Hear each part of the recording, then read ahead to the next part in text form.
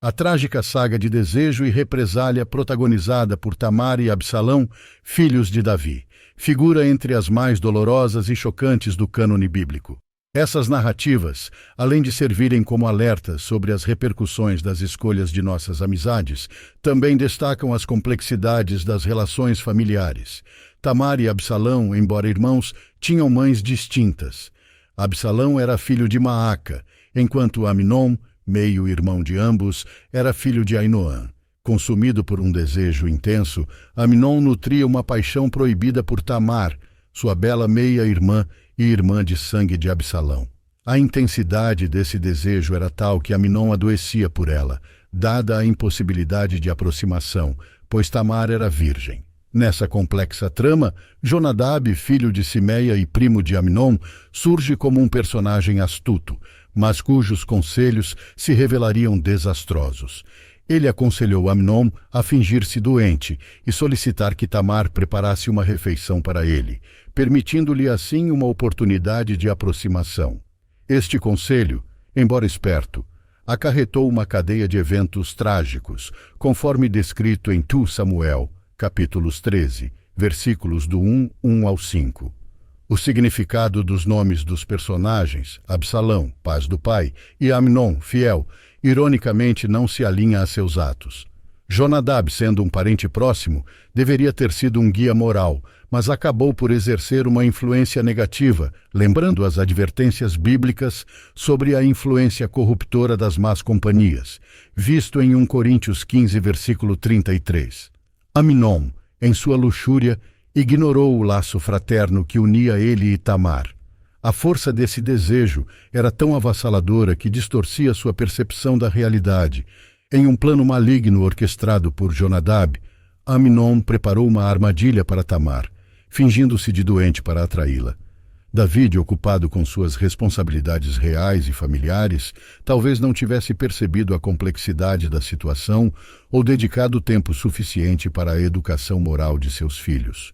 Conforme descrito em 2 Samuel 13, versículos do 6 ao 14, Tamar, obedecendo ao pedido do pai, foi à casa de Amnon, onde após preparar a comida foi violentamente atacada por ele.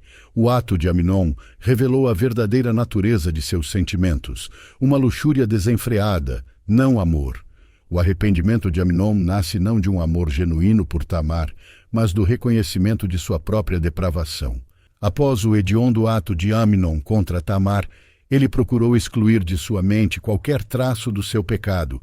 Tamar, que merecia um tratamento digno como israelita, parente e irmã, foi descartada por Amnon com indiferença. Esta parte da história é narrada em 2 Samuel 13, versículos 19 e 20. Profundamente abalada, Tamar cobriu-se com cinzas, rasgou suas vestes de nobreza e partiu em prantos. Absalão, seu irmão, ofereceu consolo, mas manteve-se calado sobre o incidente, embora já estivesse arquitetando uma vingança contra Amnon. Davi, ao ser informado sobre o ocorrido, ficou irado, mas não tomou medidas punitivas contra Amnon, talvez refletindo sobre seu próprio erro passado e sentindo-se moralmente incapacitado para agir. O pecado deliberado pode roubar nossa capacidade de agir moralmente e de testemunhar com autoridade. Durante 2 anos, Absalão planejou meticulosamente sua retaliação contra Amnon pelo que ele fez a Tamar.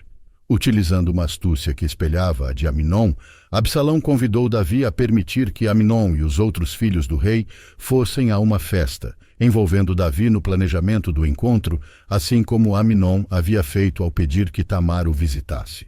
Durante a festa, quando Amnon estava embriagado, Absalão ordenou a seus servos que o matassem, consumando sua vingança. Absalão, agindo com astúcia, esperou o momento propício para executar seu plano contra Amnon. No auge da festa, deu a ordem fatal, e seu plano foi realizado, levando à morte de Amnon como uma consequência do pecado de Davi. Deus havia prometido a Davi que a espada jamais se afastaria de sua casa, e essa promessa foi cumprida com a morte de Amnon. A notícia da morte de todos os filhos de Davi devastou o rei, mas Jonadab, filho de Simeia e irmão de Davi, rapidamente esclareceu que apenas Amnon estava morto, resultado da vingança de Absalão. Absalão então fugiu, deixando Davi e todos os seus servos em profundo luto. A reação de Davi, mais de luto do que de surpresa, sugere que ele talvez estivesse ciente do potencial de maldade em Absalão. Jonadab, tentando talvez ganhar a confiança de Davi, informou-o sobre a morte de Amnon, mas Deus sabia que Jonadab havia desencadeado toda a cadeia de eventos com seu conselho nefasto a Amnon. A morte de Amnon, herdeiro do trono, deixou Davi devastado. A inação de Davi após o crime de Amnon contribuiu para a tragédia. Se Davi tivesse aplicado a justiça bíblica de acordo com Êxodo 22, versículos 16 e 17 e Deuteronômio 22, versículos 28 e 29, a história poderia ter seguido um rumo diferente. Absalão, após o seu ato de vingança, não sentiu restrições em administrar sua própria forma de justiça severa. Ele escolheu refugiar-se em Gesur, governado por Talmai, filho de Amiúde, pois este era o reino de sua mãe. Diferentemente das cidades de refúgio, destinadas a proteger inocentes, Gesur foi escolhida por Absalão por razões familiares e estratégicas. A Bíblia frequentemente adverte sobre a importância de escolher cuidadosamente nossas amizades. Por exemplo, Provérbios 22, versículos 24 e 25, aconselha contra a associação com pessoas iracundas. E os capítulos iniciais de Provérbios nos alertam para evitar aqueles que nos conduzem ao erro. Devemos nos afastar de pessoas cujos caminhos levam ao pecado, pois o caminho da retidão é o único que nos aproxima de Deus. As relações humanas, embora fontes de alegria e conforto, podem também se tornar origens de grande dor se não escolhermos sabiamente nossos companheiros. A companhia certa pode oferecer apoio e encorajamento em tempos difíceis, como vemos quando Pedro e João, perseguidos por pregar o Evangelho, encontraram força ao retornar ao seu círculo de amigos. Por outro lado, uma má companhia, como a esposa de Jó, pode levar ao desencorajamento e ao erro.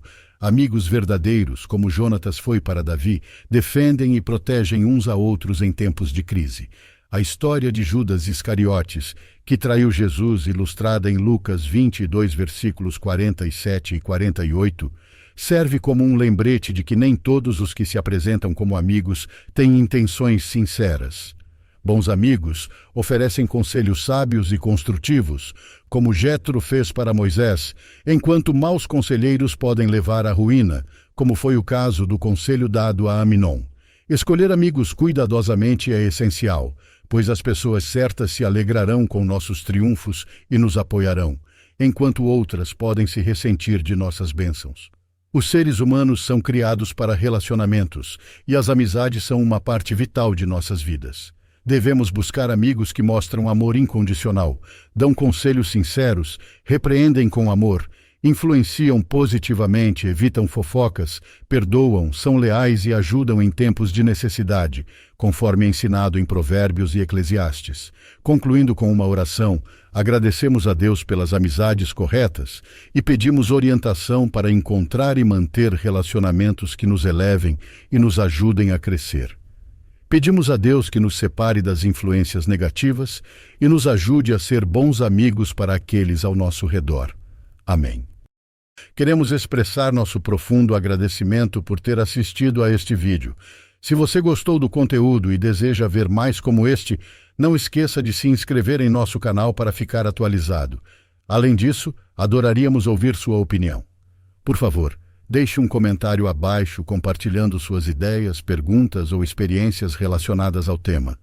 Seus comentários são muito valiosos para nós e ajudam a melhorar nosso conteúdo. Obrigado por fazer parte da nossa comunidade.